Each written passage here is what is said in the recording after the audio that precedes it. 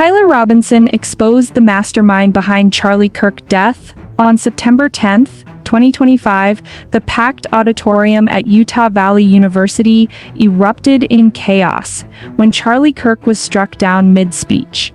Within hours, police identified 22-year-old Tyler Robinson as the suspect.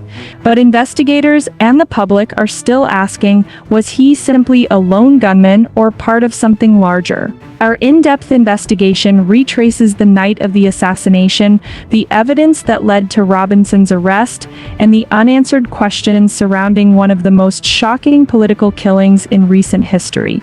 Before we dive into this story, remember, this is Detective Kate, True Crime, a channel that stands for justice and giving every case the attention it deserves. Drop a comment and let me know where you're watching from. Hit that like button, subscribe, and turn on the bell so you don't miss any of our investigations.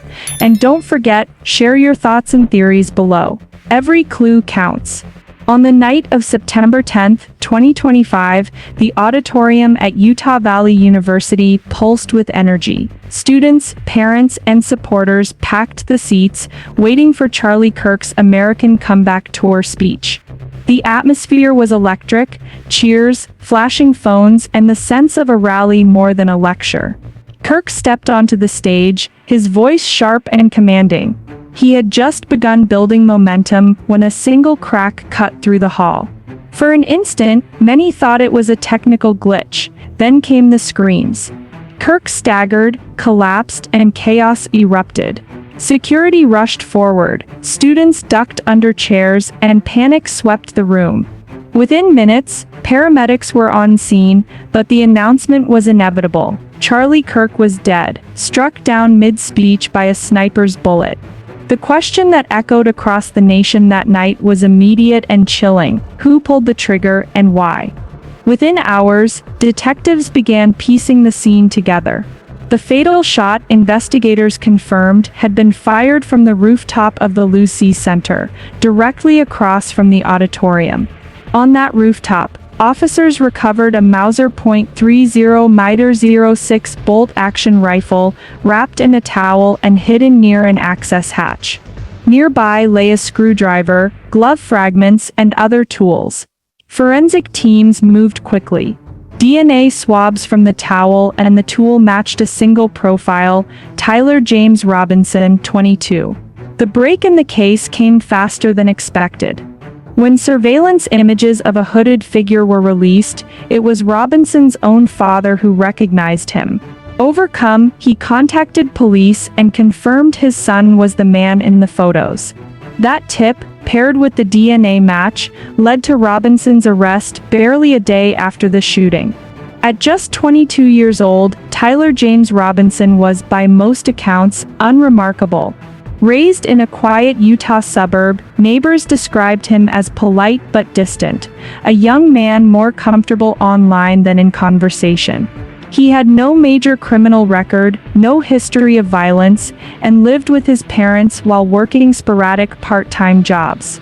But investigators uncovered a different picture in his digital footprint. Online forums and private chats revealed an obsession with political extremism, firearms, and distrust of public figures. Robinson had spent months researching high-powered rifles and rooftop vantage points. The most chilling discovery came from the spent bullet casings. Several were etched with crude inscriptions, fragments of phrases hinting at anger toward government, media, and false leaders. To prosecutors, these engravings pointed not only to planning but to motive. Robinson wanted his act to be seen as a message, not just a crime. The contrast was stark: a quiet young man in public, but behind the screen and in secret preparation, someone methodically plotting one of the most shocking political killings in recent memory. Police insisted early evidence pointed to a lone gunman. Robinson bought the rifle secondhand, planned his movements, and left behind no clear trail of accomplices. Yet investigators also admitted they were probing his online activity, including encrypted chats and radical forums where he engaged with voices far louder than his own. Rumors spread quickly. Some speculated Robinson had been encouraged, even manipulated by ideological figures who shared his resentment toward high-profile conservatives. Others floated the possibility of a shadow network, a mentor or group that supplied ideas, if not direct support. Law enforcement has stopped short of confirming any broader conspiracy. Still, analysts note the level of detail, from rooftop scouting to bullet inscriptions, suggests Robinson was influenced by more than personal frustration. Whether those influences were purely digital or tied to real-world contacts remains an unanswered question. For many, the lingering fear is not only that Robinson pulled the trigger, but that someone else helped him load the chamber. When Tyler Robinson was formally charged, prosecutors wasted no time signaling the gravity of the case. He now faces counts of aggravated murder, felony discharge of a firearm causing serious bodily injury, obstruction of justice, and witness tampering. Each charge alone carried severe penalties, but combined, they painted the portrait of a deliberate and calculated act. At his first court appearance, Robinson appeared by video from jail, wearing standard detention clothing. He spoke little, answering only yes and no to the judge's questions. The courtroom was tense, packed with media, law enforcement, and members of the public still reeling from the assassination. Prosecutors announced they would seek the death penalty, citing the premeditated nature of the killing and its impact on national security. The defense offered no immediate plea, requesting more time to review evidence. The hearing lasted less than half an hour, but its weight was unmistakable. Robinson was not just another suspect. He was now the centerpiece of one of the most consequential murder trials in recent American history. The assassination of Charlie Kirk reverberated far beyond the walls of Utah Valley University. Within hours, political leaders across the spectrum issued statements, some expressing sorrow, others seizing the moment to call attention to America's escalating climate of hostility.